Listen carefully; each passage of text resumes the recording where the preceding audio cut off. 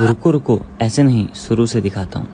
तर नमस्कार नाशिककर. आता मी निघालो होतो सकाळी सकाळी गदमुळे कपडे घालून बाहेर निघाल्याच्या नंतर जेव्हा रस्त्यावर मी हायवेला टच झाल्याच्या नंतर बघतो तर रस्त्याला कुत्रं नव्हतं.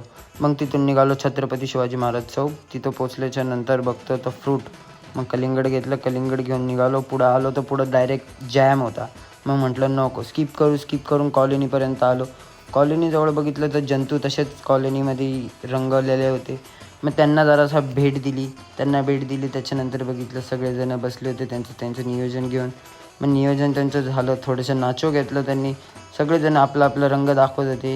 यांनी याचा वेगळाच रंग दाखवला. याचा रंग दाखवून झाल्याच्यानंतर आम्ही पप्पाचा परा बघितलं. मग आम्ही ओम्याला बघितल्याच्यानंतर घरी आलो. घरी कलिंगड घेतलं.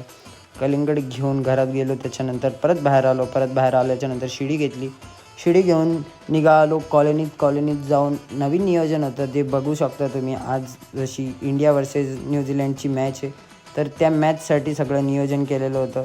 तर मॅच जशी चालू झाल्याच्या नंतर थोडीशी गर्दी नव्हती. मग नंतर हळूहळू गर्दी वाढायला लागली. मग ही जंतू आले पंचवटीवरून रंगलेले सगळेजण एक वेगवेगळ्या रंगामध्ये.